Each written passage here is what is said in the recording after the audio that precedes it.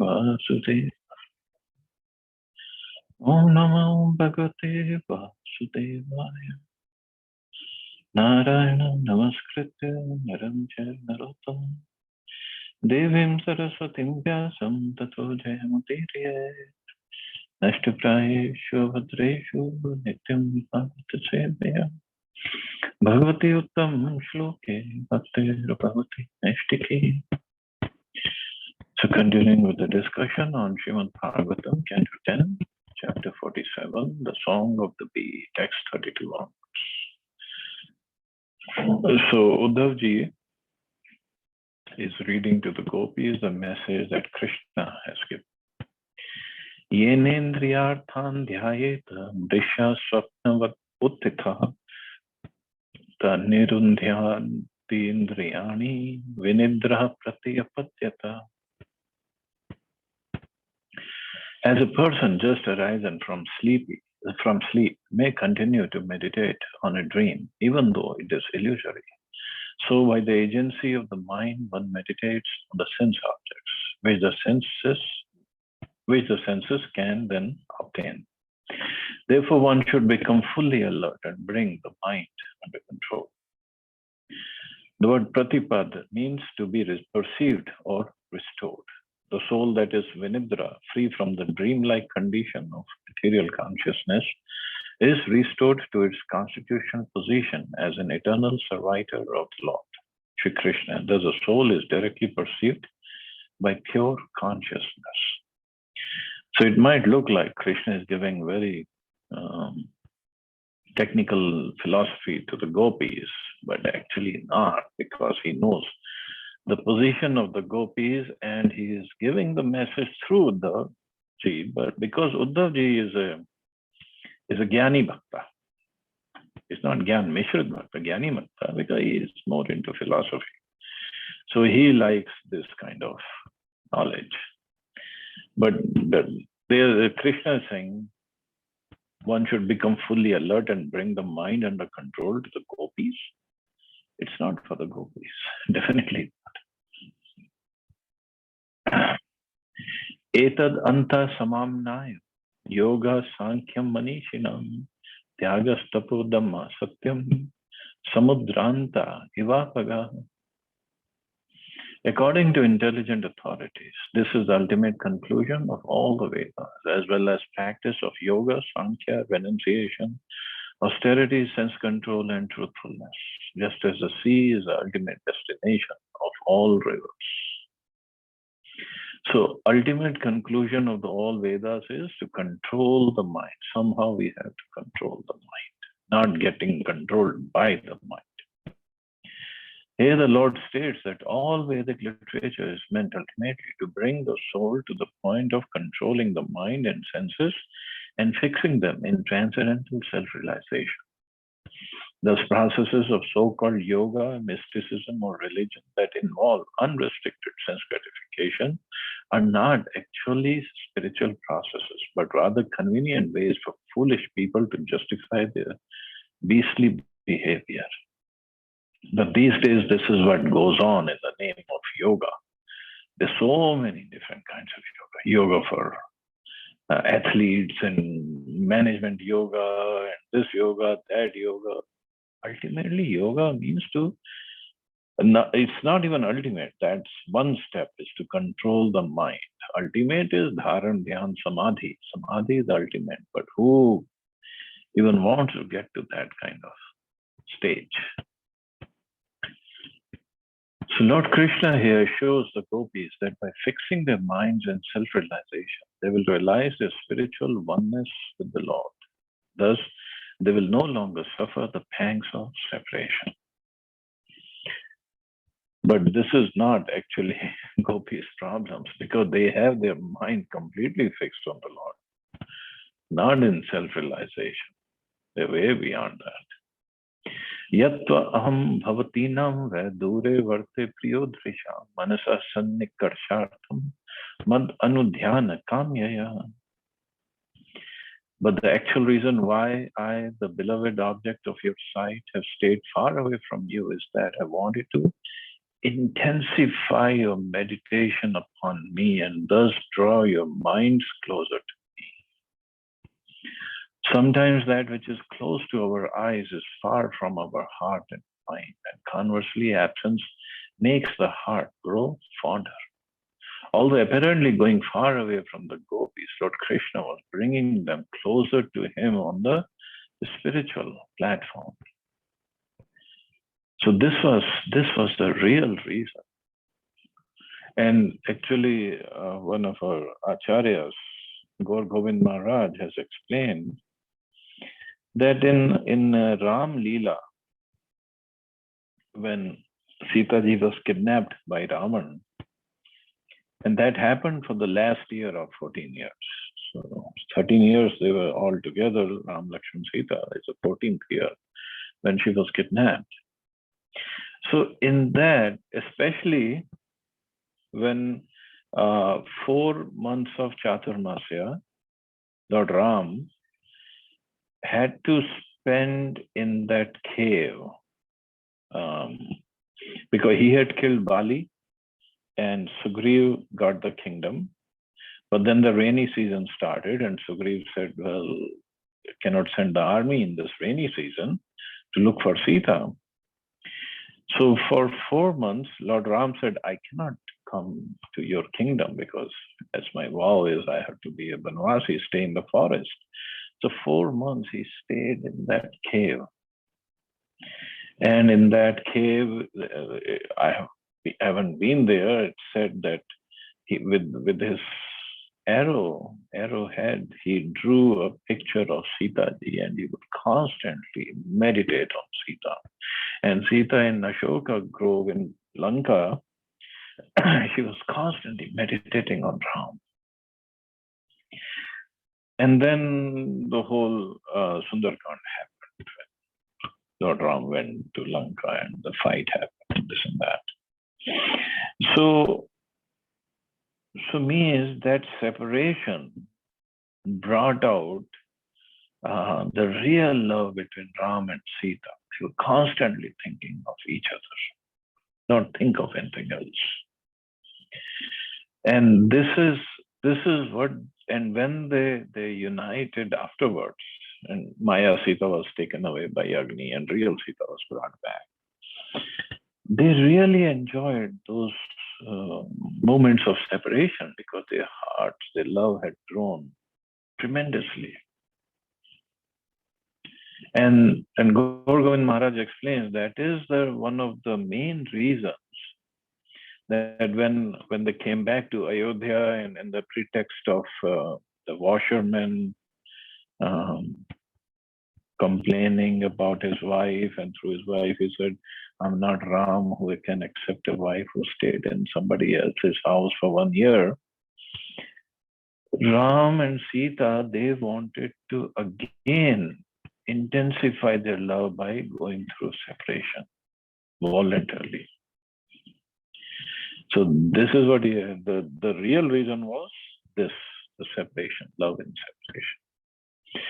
So when Krishna was coming to perform his pastimes, because he had tasted Ram and Krishna, there's no difference. Only difference is, yes, 2 different personalities with different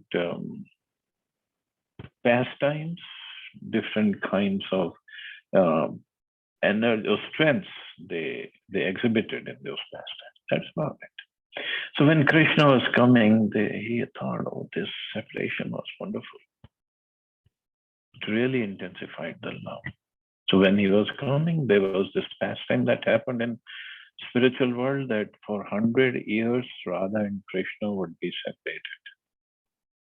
He performed his pastimes only for 125 years. Krishna was here for 125 years. Out of that 100 years, they were in separation. So this was the reason also he had to stay away. But the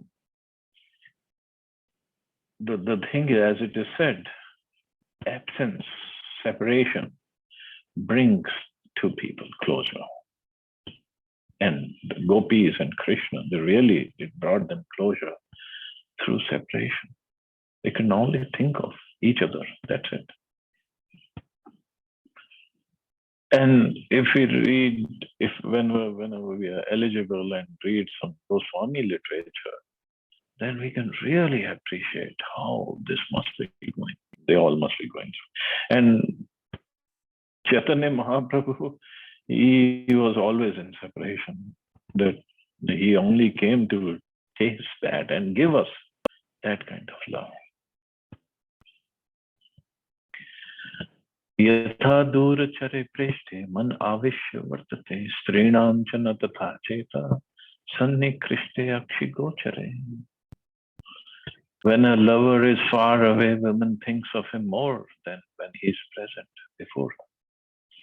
According to Srila Vishwanath Chakravarti Thakur, the same holds true for men who become more absorbed in thinking of a beloved woman when she is far away than when she is present before their eyes.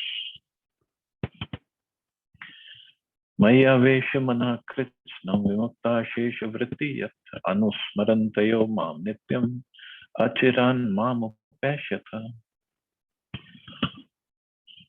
And because your minds are totally absorbed in me and free from all other engagement, you remember me always. And so you will very soon have me again in your presence. Of course, Krishna is very soon. He's saying very soon, but according to our calculation, it was a long time, but according to their calculation, it's not that long. Ya maya kridata ratriyam vaneyasmin vrajastita alabdha rasa kalyanyo mapur madhvirya chintaya. Although some gopis had to remain in the cowherd village and so could not join the Ras dance to sport with me at night in the forest, they were nonetheless fortunate. Indeed, they attained my thinking of my potent pastimes. They attained me by thinking of my potent pastimes. So this is what the message for us. Constantly thinking of it. And when we are chanting also, this chanting should be in the mood of, oh Krishna, I want you. I want to be in your association or in your servants' association so I can render some service to you. We are asking for Radharani and Krishna for the service through our chanting. So that asking, that pleading should be really sincere, coming from our heart. So we should be chanting our rounds, not just completing our rounds. Shri Shukuvacha, evam priyatamatishtam akarnya vrajayoshita ta uchurudhavam pritas tat sandeshagat smritihi. Shukdev Goswami said, the women of Vraja were pleased to hear this message from the dearmost Krishna. His words having revived their memory, they addressed Uddhav as follows. Gopyauchu dishtya hito hata kanso yadunam sanugo adkrit dishtayar labda sarvartha kushalyastya chito adhuna. The gopis said, it's very good that Kansa, the enemy and persecutor of the Yadus, has now been killed, along with his followers. And it's also very good that Lord Achyuta is living happily in the company of his well-wishing friends and relatives, whose every desire is now fulfilled. Kachit gada graja somya karoti puriyoshitam pritim na snigdha savrida hasoddare kshanarchitaha. Gentle Uddhav is the elder brother of Gada, now bestowing on the city women the pleasure that actually belongs to us. We suppose those ladies worship him with generous glances full of affectionate, shy smiles. The name Gadagraja indicates Krishna, the elder brother Agraj of Gada, the first son of Devarkshita. She was a sister of Devaki's, who was also married to Vasudeva. The gopis, by addressing Krishna in this way, indicate that he now thinks of himself mostly as a son of Devaki. The implication being that his connection with Vrindavan has now slackened. Because of intense love, the gopis could not stop thinking of Krishna even for a moment. So, but gopis are gopis. They're saying, so Gada and the Gada Graja. So Gada was younger son of Krishna, one from another mother, another wife of Vasudeva. So they are just being sarcastic. So he must be giving full attention to all the ladies, and he's telling us, "Oh, I'm increasing your love for me by being separated from me, us." Katham rati visheshagya priyascha puryoshita nanu buddheta tadvakyar vibram maschanubhajita. Shri Krishna is expert in all kinds of conjugal affairs and is a darling of the city women. How can he not become entangled now that he is constantly adored by the enchanting words and gestures? According to Sridhar Swami, each of these verses is spoken by a different gopi. Api smarati na sadhu govinda prastate kvachit goshti madhye purastrinam gramya svera tathantare.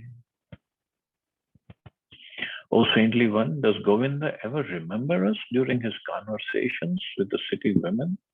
Does he ever mention us village girls as he freely talks with them? So I guess this enviousness is always there in fair sex. Huh?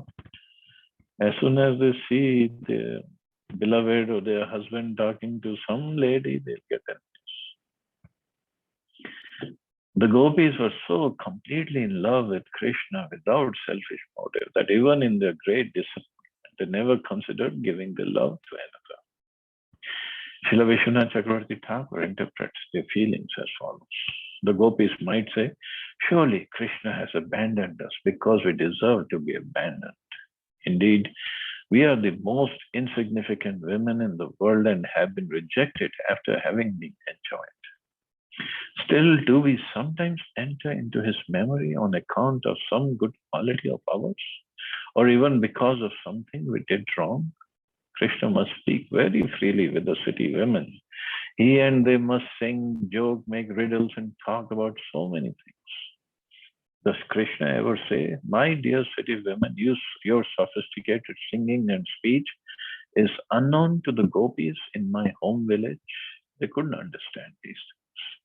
Does he ever speak about us even in that way? Means they just cannot think of anything but Krishna. And that way also we can imagine Krishna is the Supreme Personality of God. He says, Paritranaya sadhunam, so many things I come here for, and he has trillions and billions and whatever innumerable devotees, and he has to take care of everybody, he has to think of everybody. So, but the gopis, and especially among all the gopis, the topmost gopi, Srimati Radharani, they only think of Krishna. So this is their love. It is so condensed just for Krishna. They don't think of anybody else. But Krishna thinks of everybody and the whole world he has to think of, take care of, but not the gopi. This is why their love is considered the greatest, the best. So gopis are further saying, Tahakim nisha smarati yasu tada priyabhir vrindavane kumud kund shashank ramye reme kwana charana nupur ras goshthyam asma bhiridita manogya katha kadachit. Does he recall those nights in the Vrindavan forest, lovely with lotus, jasmine, and the bright moon? As we glorified his charming pastimes, he enjoyed with us his beloved girlfriends in the circle of the Rasa dance, which resounded with the music of ankle bells. Srila Vishwanath Chakravarti Thakur gives the following deep realization about this verse. The gopis knew that no place could be as beautiful as Vrindavan. Nowhere else in the universe could one find such charming scene as a Vrindavan forest, which was scented with pious flowers and illumined by the full moon's light reflected from the serene waves of the sacred Yamuna river. No one loved Krishna as much as the gopis, and thus no one else could understand him as well. The gopis rendered intimate service to Krishna that only they could perfect. Thus the gopis were distraught to think that Lord Krishna was bereft of Vrindavan and bereft of their service. Free of all material lust, they were overwhelmed with disappointment because they could not give Krishna happiness by their loving service. They simply could not imagine Krishna enjoying anywhere else as he did in Vrindavan in their company. So this is their real mode. They wanted to please Krishna. So outwardly they're talking, they're very envious of those city women of Mathura. They just wanted to serve Krishna. And in fact, when Krishna goes to Dwarka, this comes in Bhagavatam later on, and he marries 16,108 queens. And he was in every queen in a different palace in Dwarka at the same time, headed by Rukmini Devi. So all these queens, all the 16,108 queens. Actually, this is the story of Lord Jagannath. That their complaint was to Mother Rohini, because Rohini Mata was there with Krishna and Balram in Vrindavan. She had seen their pastimes in Vrindavan. So their complaint was, what is it that these gopis, and especially Srimati Radharani, what is it that they have done that even Krishna is with us in the beds in the night, but he's always talking, or even in his sleep, he's always speaking about Radharani and the gopis. He's always dreaming of them, and in his sleep, he is uttering the names of Radharani and the gopis. What is it? What kind of love they have for Krishna? That even though we are with him, but he still cannot forget those gopis, and especially Radharani. They were not jealous of Radharani or the gopis. They just wanted to know how we can serve him in such a way that he is pleased with us. But, and they did ask questions, and I guess when the time comes for Lord Jagannath's pastimes, we'll discuss this again. That's why gopis' love is a topmost. Apyesh yati dasharhas tapta swakritya shacha sanjeev yannu nogatra yathendra vanam amputa. Will that descendant of the Sharha return here and by the touch of his limbs bring back to life those who are now burning with the grief he himself has caused? Will he save us in that way, just as Lord Indra brings a forest back to life with his water-bearing clouds? And their anticipation of Krishna coming and saving us or gopis is again, the intention is this will please Krishna. If something happens to us, this will really cause pain to Krishna. And this is what they could not bear to have. Kasmat Krishna ihayati prapta rajyo hatahita Narendra Kanya udvaya prita sarva suhrid vrata. But why should Krishna come here after winning a kingdom, killing his enemies and marrying the daughters of kings? He is satisfied there, surrounded by all his friends and well-wishers. Kim asma bhir vano ko bhir anya bhirva mahatmana Shripate Yukta Kamasya Triyatartha Kritatmana. The great soul Krishna is the lord of the goddess of fortune, and he automatically achieves whatever he desires. How can we, forest dwellers or any other women, fulfill his purposes when he is already fulfilled within himself? Although the gopis lamented that Krishna was associating with the city women in Mathura, they now realize that as the absolute personality of Godhead, he has no need for any women.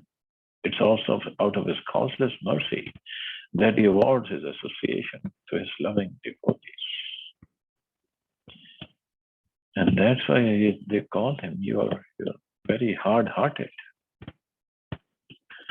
Param sokyam hi nairashyam swarenyapi aha pingala tajjanti namna krishne tathapyasha drutyayam. Indeed, the greatest happiness is to renounce all desires, as even the prostitute Pingla has declared. Yet, even though we know this, we cannot give up our hopes of attaining Krishna. The story of Pingla is narrated in the 11th canto, 8th chapter of Bhagavatam. So this will come in the next canto. So I guess we can stop here. See anybody has any questions or comments.